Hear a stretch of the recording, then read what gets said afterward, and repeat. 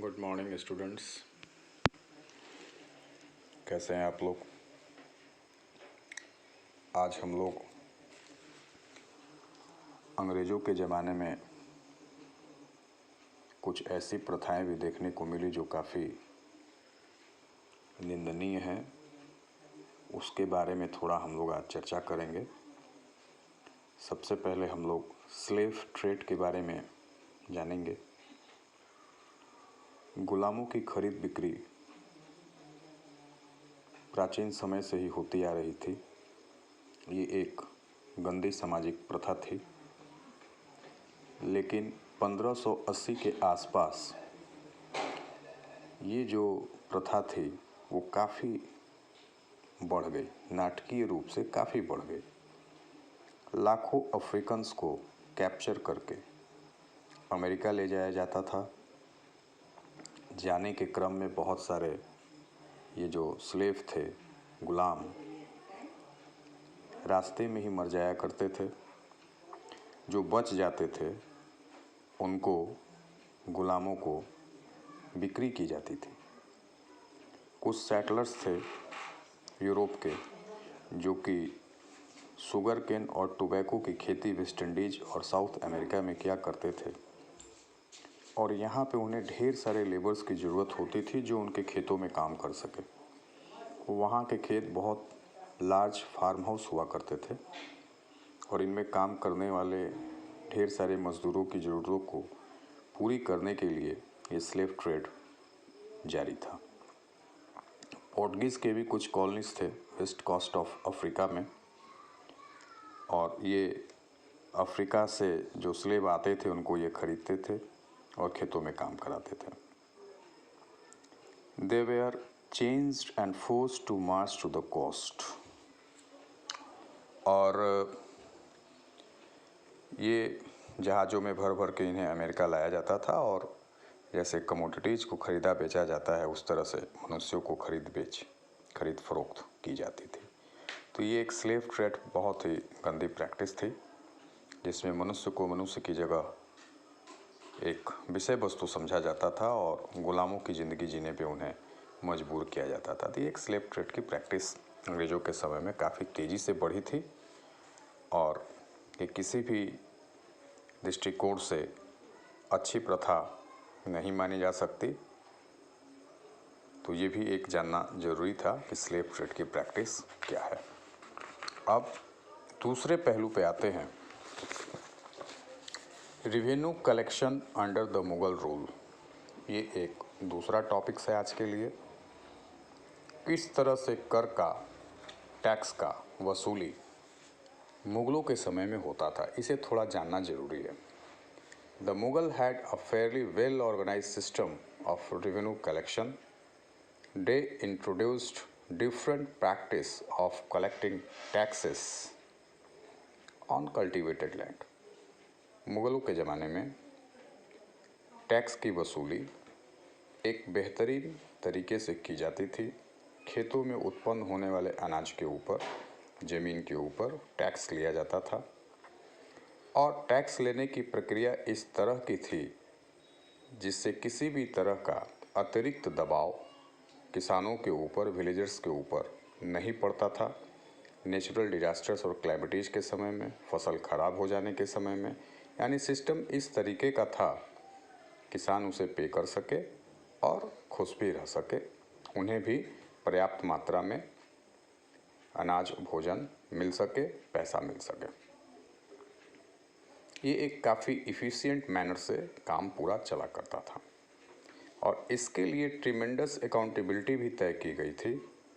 यदि कोई officials Mughal empire का कोई गलत प्रैक्टिस करते हुए पकड़ा जाता था या उसके खिलाफ किसी तरह की कोई शिकायत राजा तक पहुंचती थी, तो उसके ऊपर कठिन और कठोर कार्रवाई भी की जाती थी। लेकिन जैसे जैसे मुगल एम्पायर जो है वो डिक्लाइन हुआ, जमींदारी सिस्टम जो था वो धीरे धीरे कमज़ोर पड़ने लगा, और टैक्स का प्रॉपर कलेक्शन भी डिस्टर्ब होने लगा।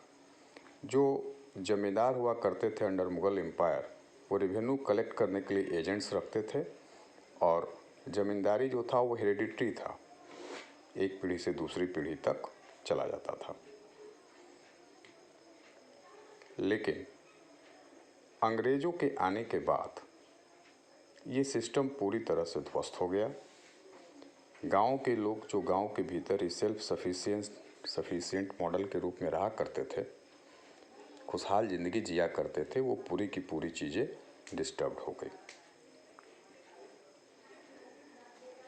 और ब्रिटिश ने इसे एक ऐसे सिचुएशंस में ब्रिटिशर्स ने ला दिया कि रेवेन्यू कलेक्शंस कुछ इस कदर का बन गया, किसानों के ऊपर इतना अनावश्यक दबाव बना दिया गया कि अब थोड़ी बहुत जो ज़मीन से उन्हें आय होती थी वो भी अब बहुत कठिन हो गई।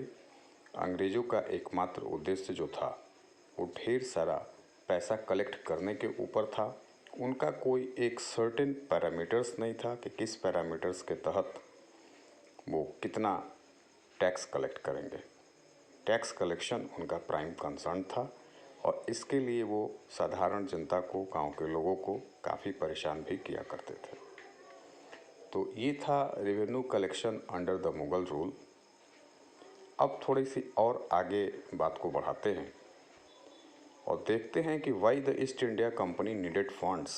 आखिर ईस्ट इंडिया कंपनी को ये इस कदर टैक्स कलेक्शन की ज़रूरत क्यों पड़ी।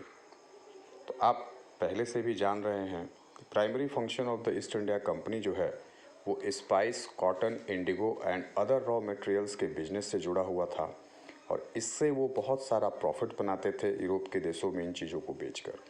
लेकिन इस पूरे काम को करने के लिए कंपनी को ढेर सारा पैसा इन्वेस्ट करना पड़ता था इन सब चीज़ों को खरीदने के लिए। शुरुआती दौर में वो सिल्वर खरीदते थे, चांदी इंग्लैंड से, और उसे आके भारत में बेचते थे। उससे उनको रेवेन्यू मिलती थी और इससे यहाँ से स्पाइसेस वो खरीद के ले जाया करते थे। लेकिन ये बहुत कठिन था और धीरे धीरे उन्होंने ये सोचा कि हम अपनी आर्थिक ज़रूरत को भारत से ही पूरा करेंगे। उन्हें अपनी सेना भी रखनी पड़ती थी और सेना का खर्च भी उठाना पड़ता था। उनके जो अधिकारी भारत में काम करते थे उन्हें पेमेंट करना पड़ता था, सैनिकों को पेमेंट देना पड़ता था और साथ ही साथ जो ईस्ट इंडिया कंपनी थी इसके जो स्टेक होल्डर्स थे इंग्लैंड के भीतर उनको डिविडेंड के तौर पे भी पैसा देना पड़ता था। तो ये कुल मिला जुलाकर एक बहुत बड़ा खर्च था और इस खर्च को पूरा करने के लिए उनके दिमाग में एक ही बात आई कि क्यों नहीं भारत के भीतर कृषि, जो कि रेवेन्यू का एक बड़ा माध्यम हो सकता है, इसके ऊपर ध्यान केंद्रित किया जाए और यहाँ से रेवेन्यू जनरेट किया जाए। उन्होंने ढेर सारे पॉलिसीज़ को इंट्रोड्यूस किया और सारी पॉलिसीज़ जो भी उनकी थी उनका एक ही ऑब्जेक्टिव होता था, प्रॉफिट को मैक्सिमाइज करना, ज़्यादा से ज़्यादा टैक्स कलेक्ट करना। उनको इन सब चीज़ों से कोई मतलब नहीं था कि पीजेंट्स कितने प्रभावित हो रहे हैं इन सारी चीज़ों से। आपको ध्यान होगा zamindar of Bengal, Bihar and Orissa had officials for collecting revenue on behalf of the Mughal empire. अंग्रेजों के लिए ये रेवेन्यू कलेक्ट करते थे। आगे चल के अंग्रेजों के लिए ये रेवेन्यू कलेक्शन का जो ये काम था, अब मुगल की बजाय ये रेवेन्यू जो है वो डायरेक्ट होने लगा किसकी तरफ, अंग्रेजों की तरफ। जब इनको बंगाल में इनको अपनी पैर जमाने का मौका मिला, बिहार उड़ीसा में इनको पैर जमाने का मौका मिला, तो जो पहले ज़मींदार टैक्स कलेक्ट करके मुग़ल एम्पायर को देते थे, अब वो टैक्स कलेक्ट करके अंग्रेज़ों को देने लगे। उनको दीवानी राइट्स मिल गई थी और the company had the responsibility of collecting revenue. Now zamindar deposited the money with the officers of the East India company. ये सिस्टम्स में बहुत सारे ड्रॉबैक थे। इसका कोई सर्टेन पैरामीटर्स नहीं था कितना कलेक्शन कलेक्ट करना है। खाली एक ही चीज़ था उनके पास कि हमें ढेर सारा प्रॉफिट जनरेट करना है। साथ ही साथ the terrible famine of Bengal in which 1/3 of the population perished was caused by mainly due to lack of insight on the part of officials of East India Company. The officials of the company understood only the importance of supervising the revenue earning. यानी Britishers के जो भी यहाँ east India company के representative थे, उन्हें इनको इन सब किसी भी बातों से कुछ लेना देना नहीं था कि किसानों की स्थिति क्या है, सामाजिक परिस्थिति क्या है। उनको सिर्फ अपने एडमिनिस्ट्रेटिव नीड, कंपनी के इंटरेस्ट को फुलफिल करने के लिए पैसा चाहिए था अंग्रेज़ों को भारत की जनता के साथ कोई सहानुभूति नहीं थी। उन्हें इस बात में कोई इंटरेस्ट नहीं था कि किसान की स्थिति क्या है, सामाजिक परिस्थिति क्या है। उन्हें सिर्फ और सिर्फ मैक्सिमम रेवेन्यू चाहिए थी ताकि वो अपने बिजनेस नीड को फुलफ़िल कर सके। अंग्रेज़ों का सिर्फ ध्यान अपने प्रॉफिट मैक्सिमाइजेशन की तरफ था। भारत की आबादी, भारत की जनता, किसान, मजदूर, इन सब बातों से उन्हें कुछ लेना देना नहीं था। पब्लिक वेलफेयर उनके एजेंडा में था ही नहीं, सोशल वेलफेयर उनके एजेंडा में था ही नहीं। तो आज के लिए बस इतना ही। कोई सजेशन हो तो कमेंट बॉक्स में कमेंट करें, चैनल को सब्सक्राइब करें और इसे 2 बार 3 बार अच्छे से आप सुने, पीडीएफ को पढ़ें, क्वेश्चंस जो दिए गए हैं उन क्वेश्चंस को करें। आज के लिए बस इतना ही। फिर मिलते हैं अगले ऑडियो में कुछ और नए शानदार टॉपिक्स के साथ। तब तक के लिए thank you, have a nice day. इस टाइमलाइन को आपको ध्यान रखना है। 1600 से लेकर, जो कि ईस्ट इंडिया कंपनी का स्थापना हुई थी, वहाँ से आपको लेकर 1860 तक की जो इम्पोर्टेंट जो घटनाएं हैं, जैसे बैटल ऑफ पलासी है, battle of Buxar, regulating act, Pitt's India act, treaty of Amritsar, annexation of Sindh, ये सब जो बहुत तरह की घटनाएं हैं, इन घटनाओं को आप ध्यान से देखेंगे तो आपको टेरिटरी को किस तरह से अंग्रेज़ों ने एक्सपैंड किया, ये आपको अच्छी तरह से समझ में आएगा। तो इसे आपको ध्यान देना है। ट्रेड टू टेरिटरी के भीतर इस टाइमलाइन का अपना बहुत महत्व है। सो आप इसको बहुत ध्यान से अपने दिमाग में बैठा लेंगे।